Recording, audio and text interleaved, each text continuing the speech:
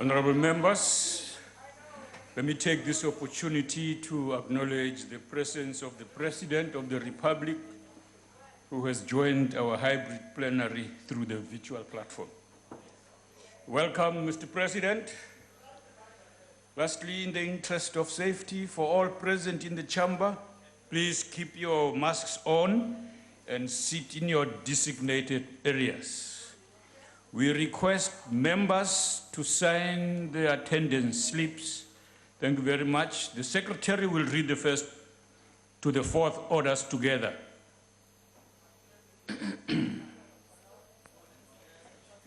Medium-term budget policy statement, introduction of the second adjustments appropriation bill, of the rates and monetary amounts and amendment of revenue laws bill, and of the taxation laws amendment bill.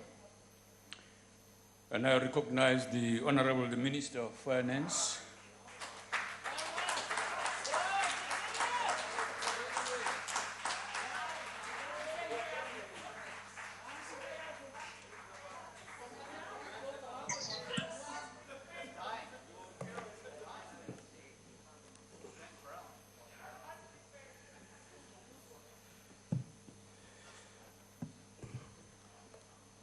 Deputy Speaker of the National Assembly,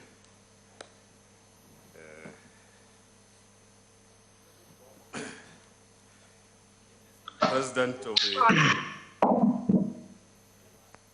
of the Republic of South Africa, Deputy President, Cabinet colleagues,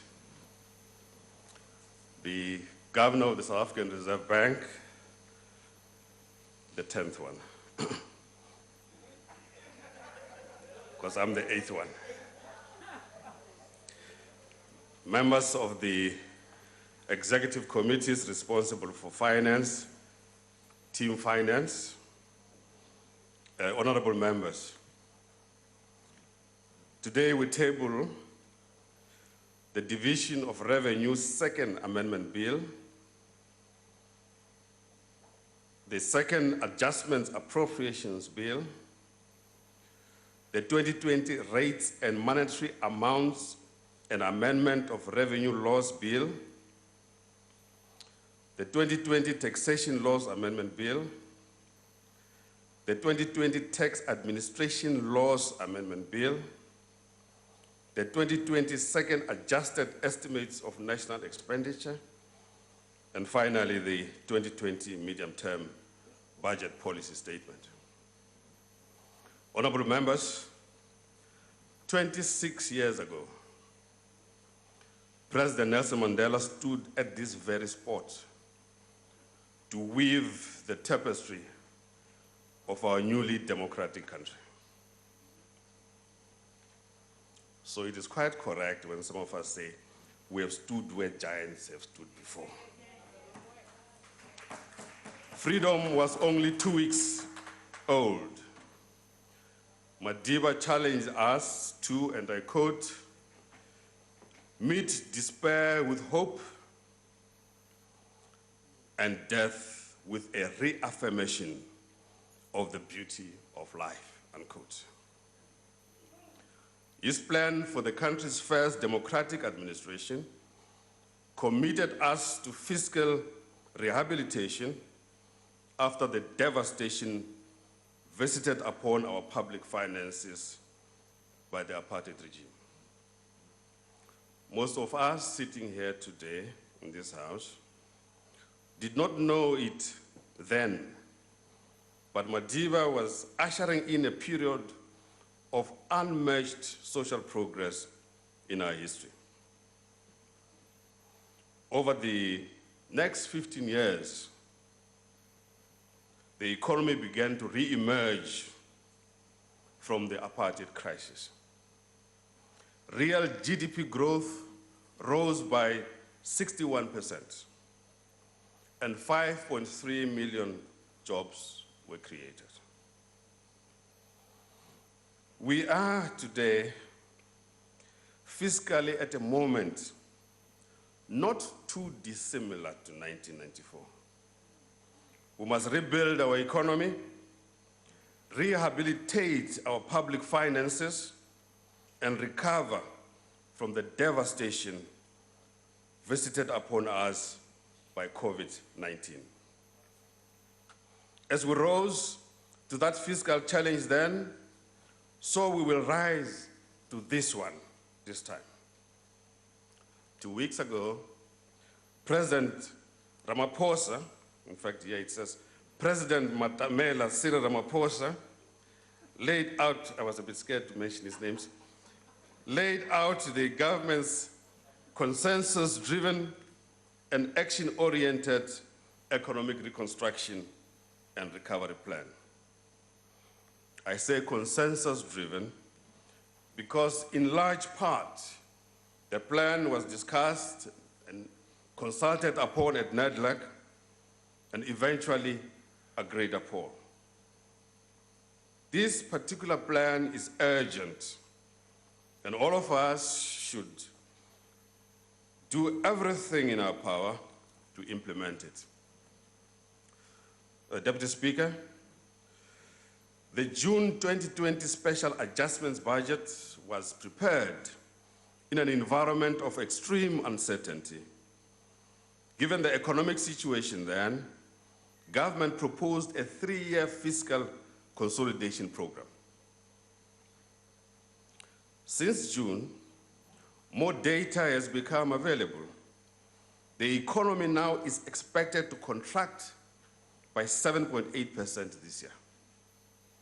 And the 2021 outlook is more uncertain. Job losses have been particularly severe. But we cannot allow ourselves to fall into a season of despair, despite the challenges of the pandemic. We cannot allow ourselves to move towards a sovereign debt crisis. We have it within our power to reverse this pathway. Therefore, today, government sets out an active set of measures to avoid a sovereign debt crisis. We table a 5-year fiscal consolidation pathway that promotes economic growth while bringing debt under control. The fiscal measures realign the composition of our spending from consumption towards investment and support efforts to lower the cost of capital. Our revised fiscal framework puts us on a course to stabilize the debt to GDP ratio at around 95% within the next 5 years. But I must emphasize that this means that going forward, the risk is on the upside. The stock of gross debt will rise from roughly 4 trillion this year to 5.5 trillion in 2023-24. May I repeat this? Our revised fiscal framework puts us on a course to stabilize the debt to GDP ratio at around 25%, 95% rather, within the next 5 years. Very close to 100% of GDP. So the risks are higher. Therefore, there cannot be any slippage on the fiscus. There's no room for slippage. Yes, I think you're right, yes. Thank you for that. I think you went to a better school than me. Thank you. The stock of gross debt will rise from roughly 4 trillion this year to 5.5 trillion in 23-24. The medium-term fiscal strategy narrows the main budget primary deficit from an expected 266 billion rand in 21-22 to 84 billion rand in 23-24. And we achieve a surplus by 25-26.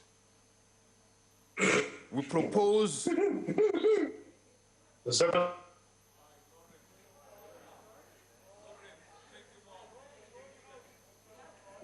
We propose, Deputy Speaker, consolidated spending of 6.2 trillion over the 2021 medium-term expenditure framework, of which 1.2 trillion goes to learning and culture. Here by culture, we don't mean just art and culture. We mean education, basic education, higher education, and so on, including art and culture.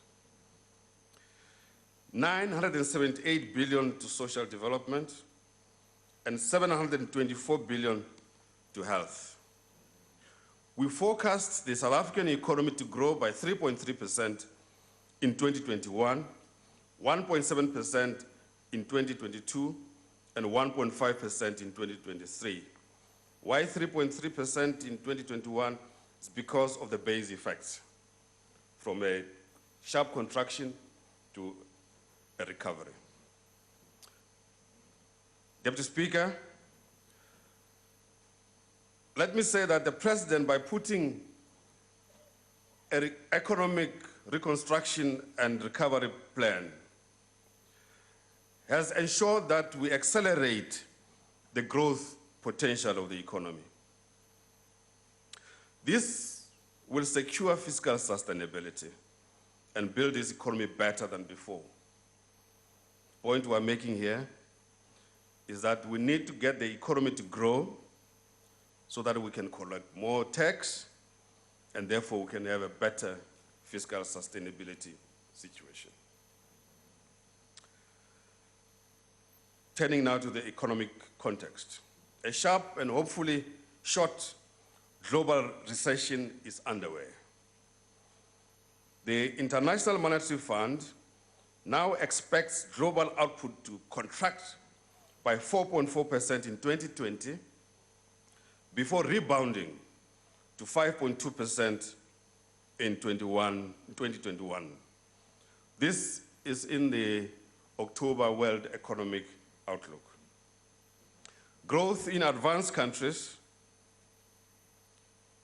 is strengthening.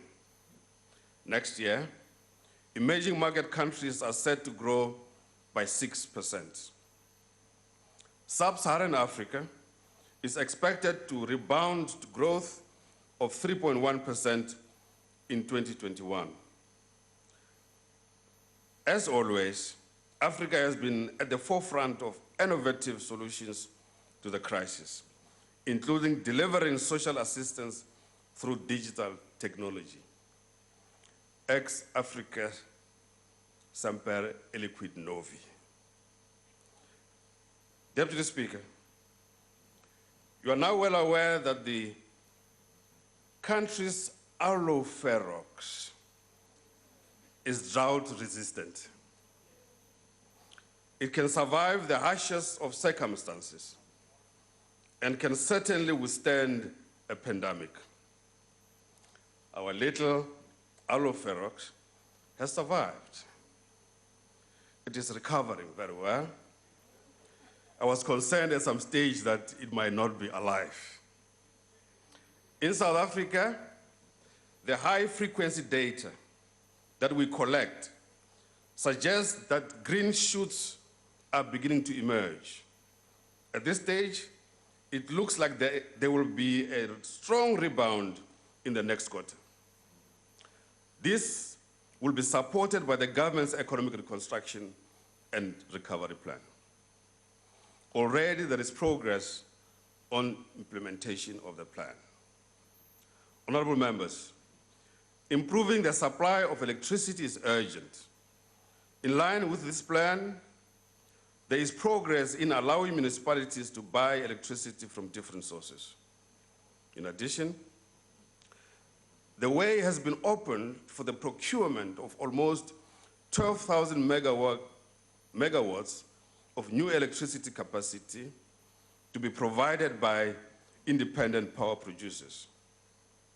The ongoing implementation of the ESCOM roadmap and the unbundling continues. Divisional managing directors and boards of directors have already been appointed. Infrastructure and structural reforms are at the center of the recovery plan. Mr. President, our government, under your wise leadership, has championed the infrastructure fund to implementation, and we are starting to see the results. Subsidies of 2.2 billion will support the social housing program aimed at poor working South Africans. A further 6.7 billion has been contractually committed to this program, and we expect the total investment amount from this program to be around 20 billion over the next 10 years. As a consequence of the infrastructure fund, the student housing program, worth an estimated 96 billion rand, is underway. It will service nearly 300,000 students a year when completed.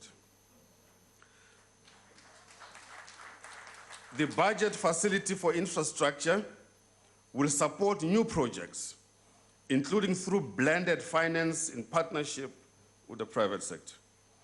This includes hospital projects in KwaZulu-Natal, such as the extension of the Chief Albert Luthuli Hospital, and in the Western Cape, like the Tygerberg and Klapfontein hospitals.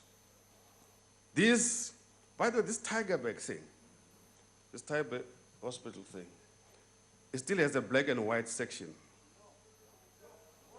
There's a section where blacks used to go, the section where whites used to go. So structurally, it's still there. So the thing has to be removed. It has to be removed, and a completely new hospital constructed there. It's unbelievable. There are. I thought that was a DA government there. There are exciting new proposals for the development of more than 12 harbors in the Eastern Cape, KwaZulu-Natal, Northern Cape, and Western Cape. Finally, we will review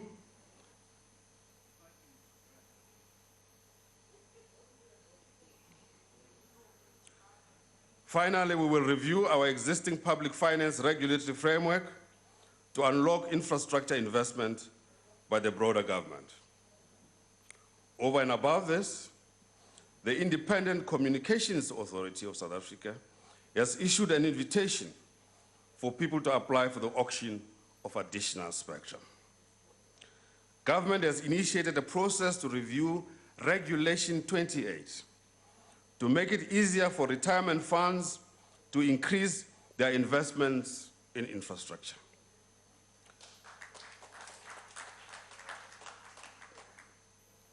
Notwithstanding this encouraging progress, there are priority structural reforms that require acceleration.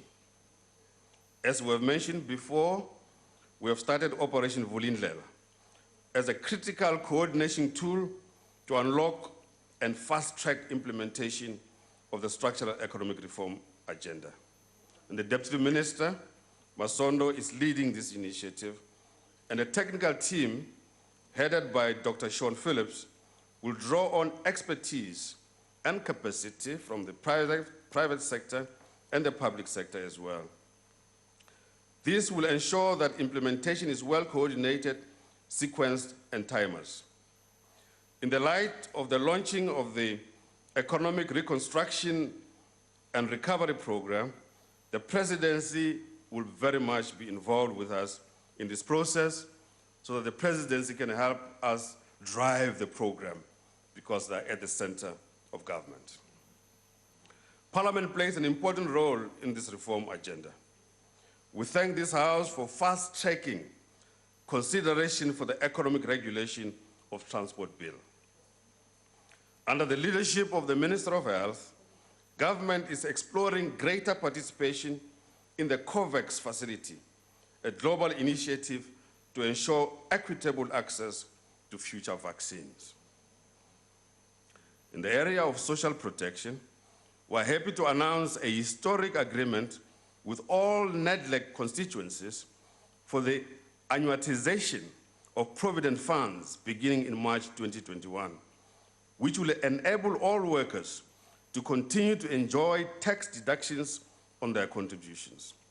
We thank the Labour constituency for identifying appropriate annuity products for low-income workers. The NADLEG constituencies also agree to accelerate the introduction of auto-enrollment for all employed workers and the establishment of a fund to cater for workers currently excluded from pension fund coverage as an urgent intervention towards a comprehensive social security system. Government will present legislation next year to allow for limited pension fund coverage.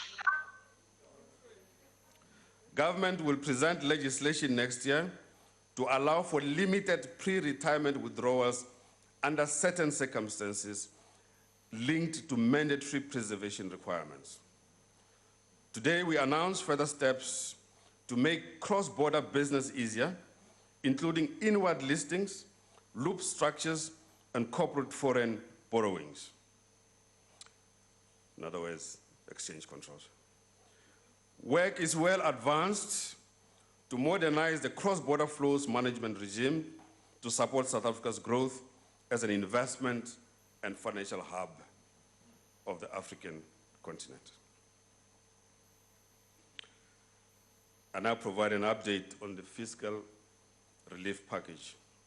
In April this year, government announced a major fiscal relief package of around 500 billion rand, or 10% of GDP, including, there's a reason why I'm doing this, to answer the question, where has the 500 billion rand gone?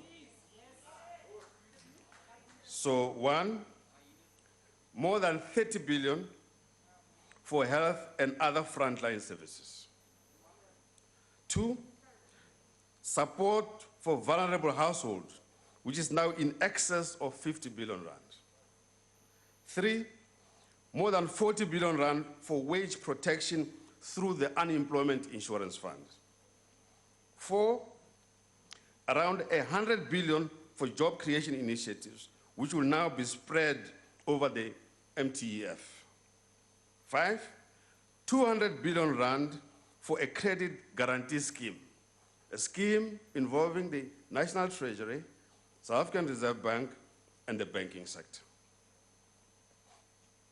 Six, 20 billion rand towards municipalities to assist them with COVID-19 related activities.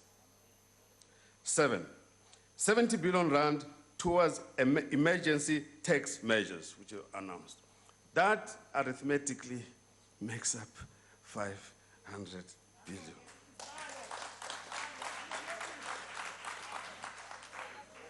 As the pandemic unfolded, some shifts in resources could be implemented.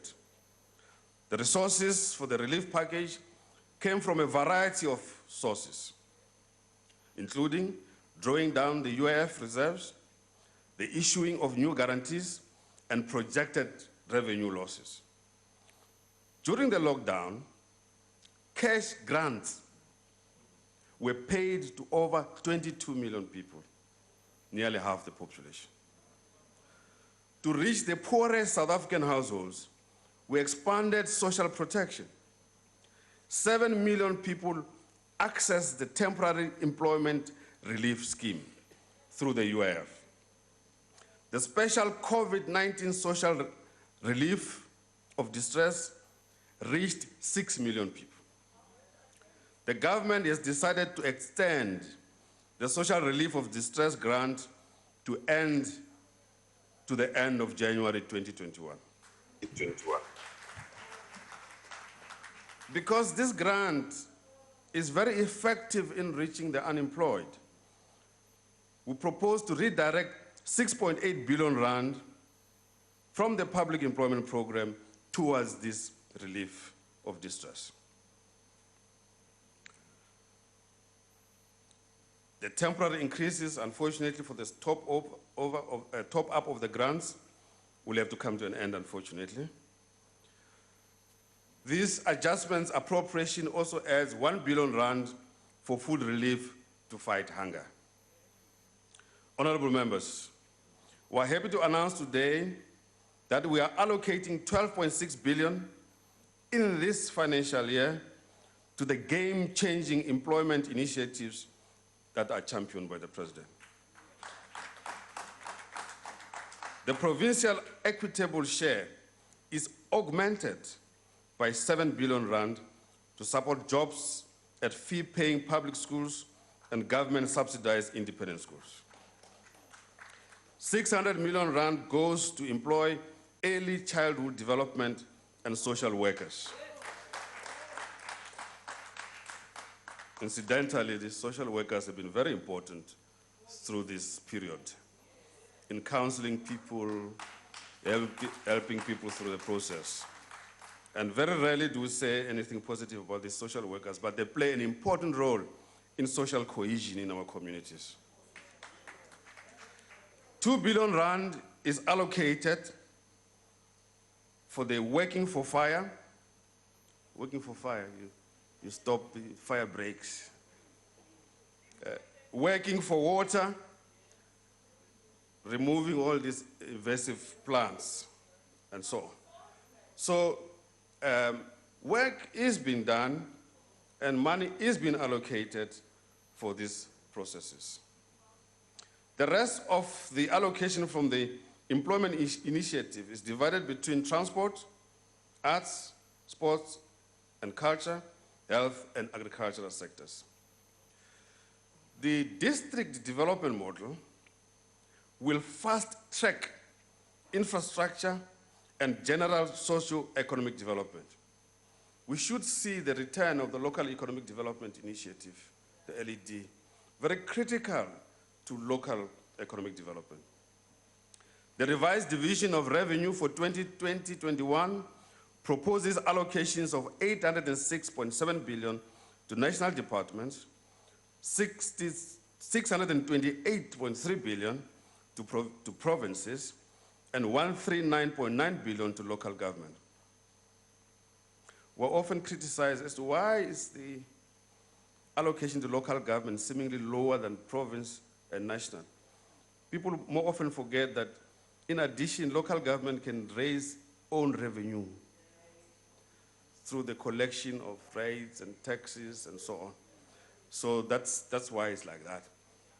If the situation was different, the picture would be upside down, to be local, then provincial and national. But this is what we are. After extensive consultations between the Banking Association, the National Treasury and the South African Reserve Bank, work is underway to review the loan guarantee scheme to improve its take-up. I will also be working with my colleagues in the cabinet to boost the business restart efforts. Basically, it means small business development and DTI. In summary, non-interest spending in 2020-21 is unchanged relative to the special adjustments budgets at 1.6 trillion.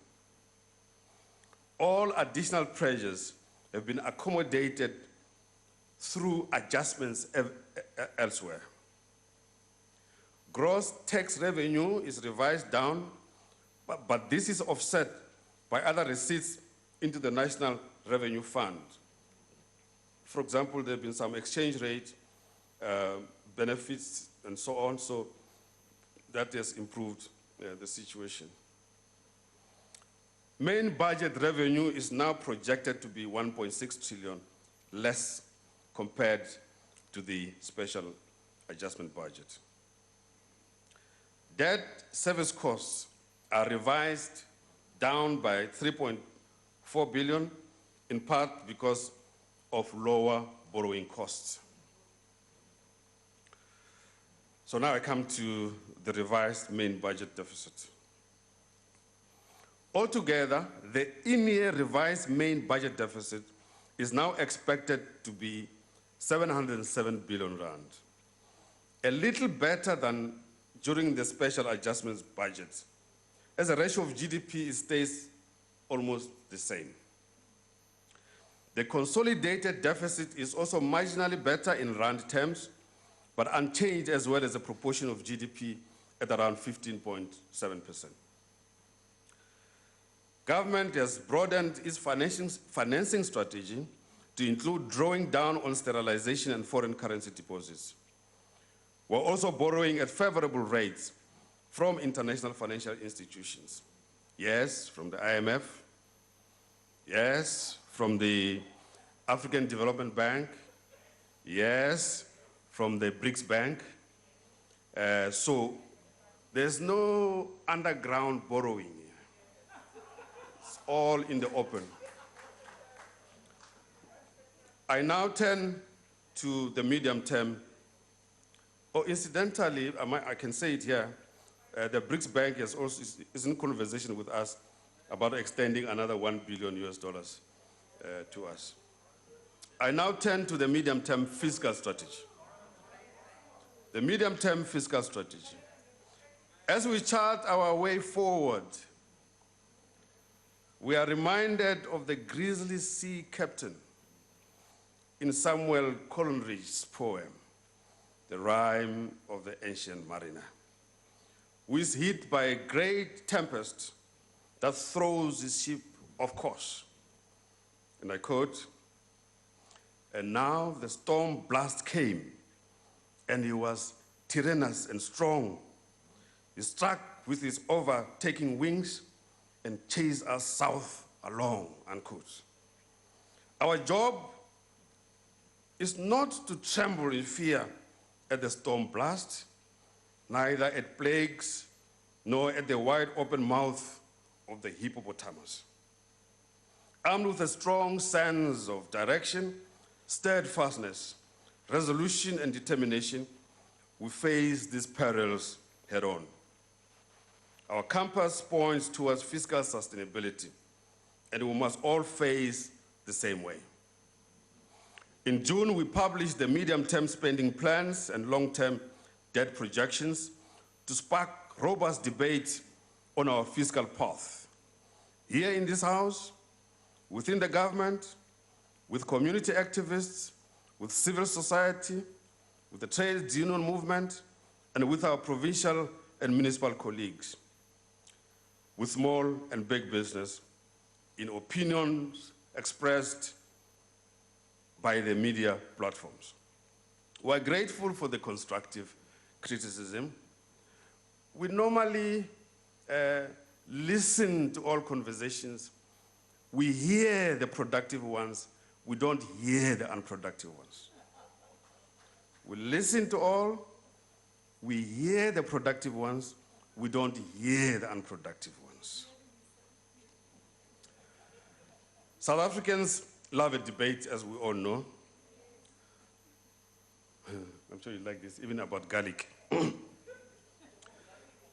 This is a glorious, loud, and very active democracy that we so hard fought for.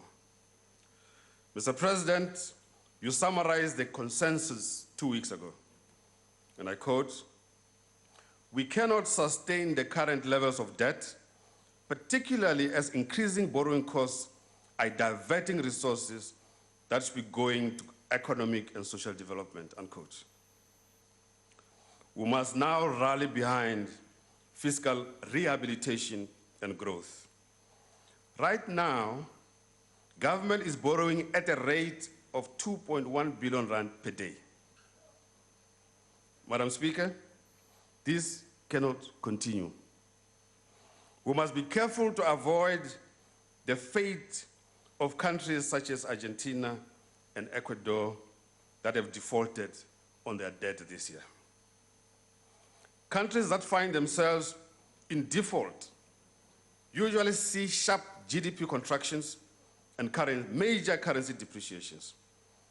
On current trends, more of our taxes have been transferred to bondholders who hold our debt rather than to critical services for our people. An uncontrolled increase in borrowing costs would harm small business, ordinary South Africans, and the poor the most. The cabinet remains resolute and will walk through the narrow gate towards fiscal sustainability. Before today, the economy languished in a trap of paralysis. As the rhyme of the ancient mariner would say, as idle as a painted ship upon a painted ocean, unquote.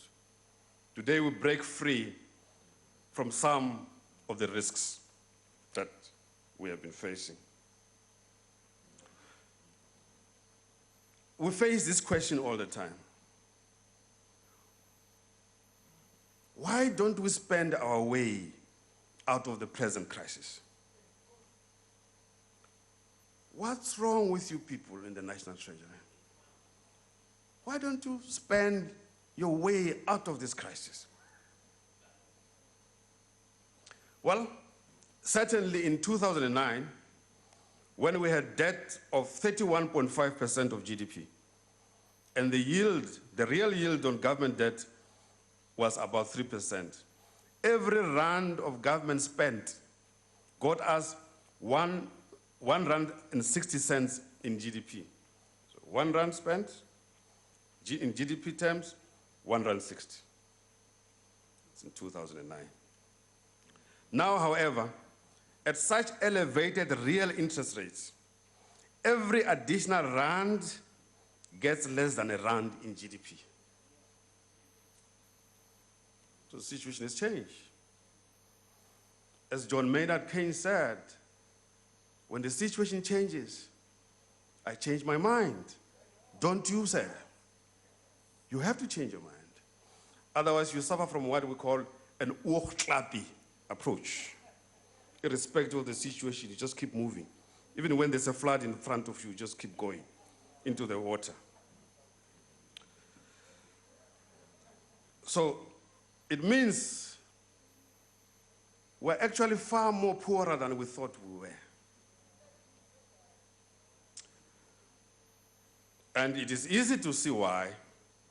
As we borrow more, we pay even more in debt servicing costs. We have also not been spending sufficiently on infrastructure, which is important in long-term economic growth. We act here to instill confidence amongst discouraged work seekers. Deputy Speaker, we stand here before you to instill confidence amongst discouraged work seekers, businesses which have been bruised by the lockdown and facing uncertainty, farmers and farm workers who produce the food for the country, and our international partners who know that South Africa is a great place to invest. Amongst other things, we will, one, make it easy to do business. We must remove the needlessly complex red tape that increases the cost of doing business. 2, we must create a stable and predictable set of policies. As we rebuild, there must be universal understanding of the policy trajectory of our government. It is not only investors that need confidence, but also every person needs confidence.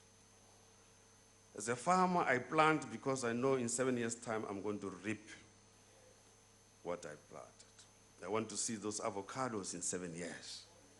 I need to have the confidence to plant today because I won't reap tomorrow. I will harvest in 7 years' time. But I need the policy certainty in this regard.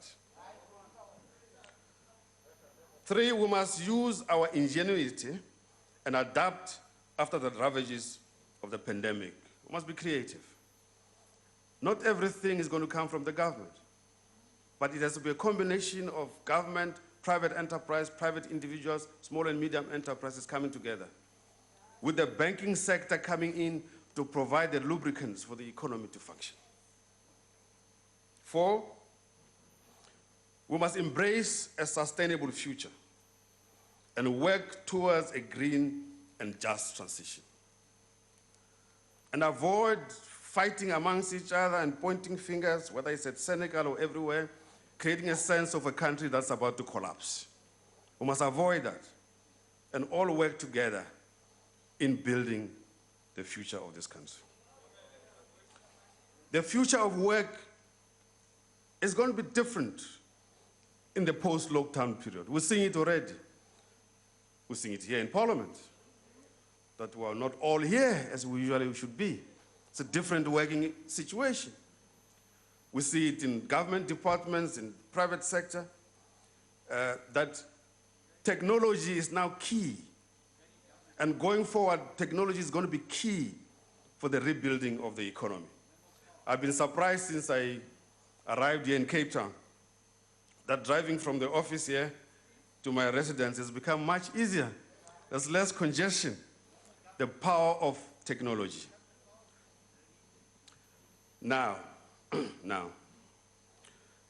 as we go forward together, as I indicated above, as part of our post-pandemic rehabilitation, I actually prefer to call it post-lockdown rehabilitation, we need to come together to forge a new consensus on the public sector employee compensation. We need a strategic conversation, one which takes into account the needs of the country as a whole. Our compatriots in the private sector have already made sacrifices and even negotiated salary reductions to keep the businesses afloat. Over the past 5 years, public sector employee compensation grew by 7.2% a year on average, well above inflation. Over the next 5 years, it will need to grow much, much lower. The Minister of the Department of Public Service and Administration and the leadership of the public service unions are meeting to discuss how best to adapt to this new reality. That we have to do more with less, and that we're in this together. We also wish to thank the minister and the trades unions in the public sector that he's talking to for the seriousness with which they are approaching this matter. I must stress, however, that our public servants do very important work for our country. They are patriots. They too wish to unburden our country of debt. They want to bequeath assets and not liabilities to the next generation. Still, we cannot expect our civil service to carry the burden of nation building alone.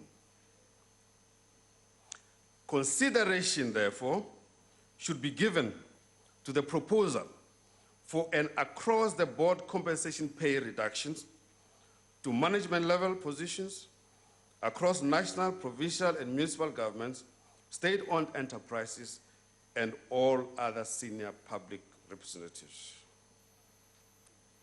Consideration should be given to the proposal for the across-the-board compensation pay reductions to management-level positions across national, provincial, and municipal governments, state-owned enterprises, as well as all other senior public representatives.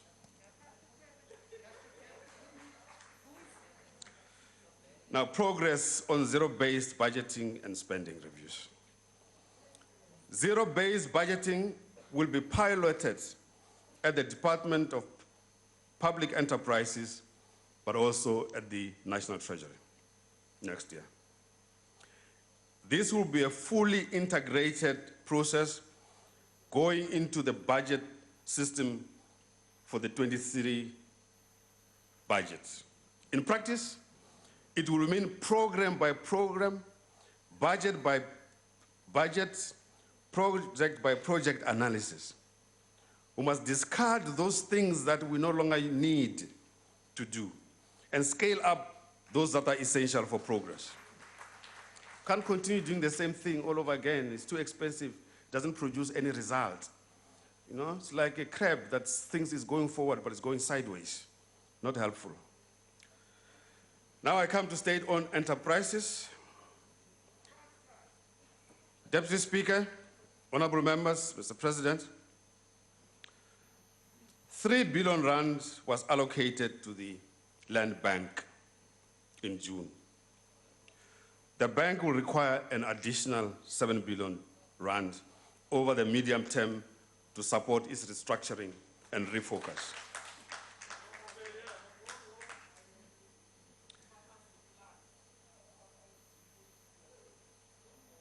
R10.5 billion is allocated to SAA to implement its business rescue plan.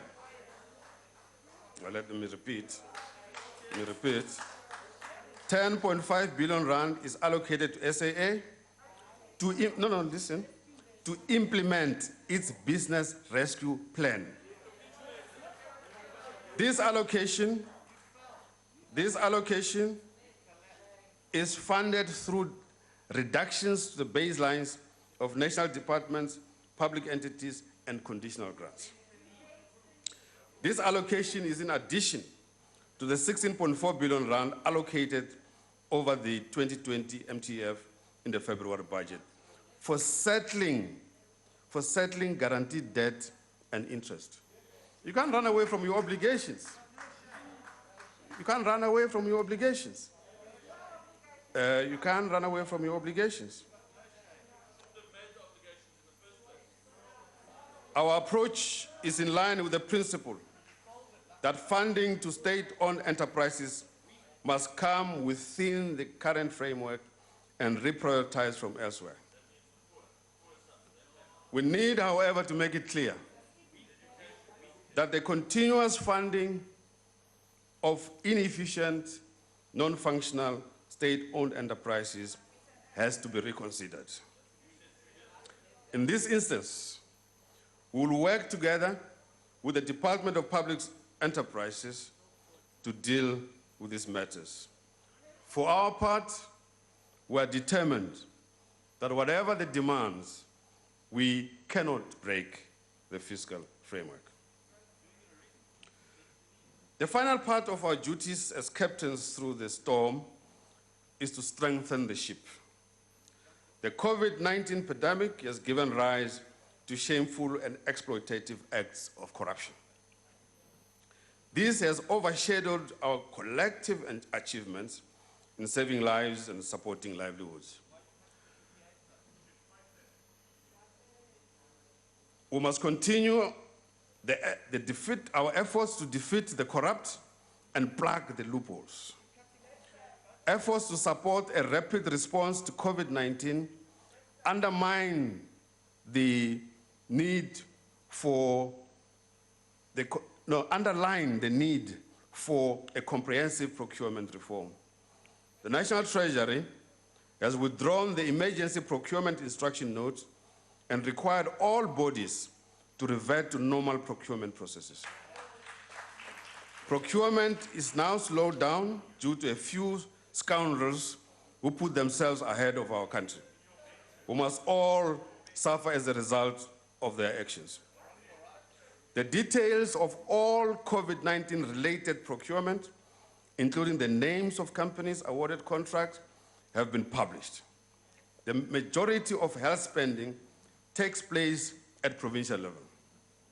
Provinces are taking actions against those found to have been involved in corrupt practices. The South African Revenue Service is working with other law enforcement agencies to evaluate 3.5 billion rand worth of tenders which were awarded to entities not registered for VAT. In addition, the State Capture Commission of Inquiry is allocated an additional amount of 63 million rand from the Department of Justice to finalize investigations, hearings, and produce a closeout report. Honorable Speaker, Deputy Speaker rather, President and members of the House, today we set out a course back to prosperity. Growth is slowly returning. As I said, the green shoots are beginning to show. Things are looking much better. The 2020 MTB medium-term budget policy statement sets out our course forward. Just to remind members, we intend to run a primary surplus on the main budget by 25-26 by constraining non-interest spending growth. 2, we shift spending from consumption to investment. Over the MTEF, the fastest growing item, other than debt service costs, is spending on capital goods, i.e. investment, which is projected to grow at 7.8% a year. We allocate resources for the economic reconstruction and recovery program. Now, of course, my ACDP colleagues will be very unhappy if I don't turn to the Holy Book. The Gospel, according to John chapter 12, verse 35, quote, "You are going to have the light just a little longer. Walk while you have the light, before darkness overtakes you. Whoever walks in the dark does not know where they're going. So walk whilst there's still a little light." In economic terms, it means do something whilst you still have an opportunity to do. Today, we embrace our higher purpose as citizens and leaders to take forward the vision of nation building. Together, we can shape a new destiny for a great, vibrant, beautiful country. Our thanks go to the President and the Deputy President for their support, Cabinet colleagues, the members of the Ministers' Committee on the Budget, called MinCombat, the MECs of Finance, Team Finance. Thanks are also due to the chairpersons of the Standing Committee on Finance and Appropriations Committee, Mr. Joe Maswanganyi and Mr. Fiscal Buthelezi, respectively, and members of the respective parliamentary committees. The medium-term budget policy statement coincides today with another important process, the tabling of the tax bills, as I mentioned. I'm grateful to the standing and select committees on appropriations and finance for the work they've done already. They have the responsibility for steering the consideration of the tax bills, giving effect to the revenue proposals as announced in the 2020 annual budget. In February, and related administration matters, they will also consider the 2020 Division of Revenue Second Amendment Bill and the 2020 Second Adjustments Appropriation Bill. We would also like to thank the Governor of the South African Reserve Bank, Mr. Liseja Kganyago, and his staff for their continued collaboration with us whilst maintaining the independence of the respective institutions. A special word of thanks goes to the Deputy Minister of Finance, Dr. David Masondo, and the Director General of the National Treasury, Mr. Dondo Mukhajane, and the team for their courage, hard work, and commitment. Finally, we express our thanks to members of this House as a whole. We express also appreciation to the people of South Africa who continue to work with us as we chart the way to a promising destination. You can see. Tito Mboweni, sha. Thank you.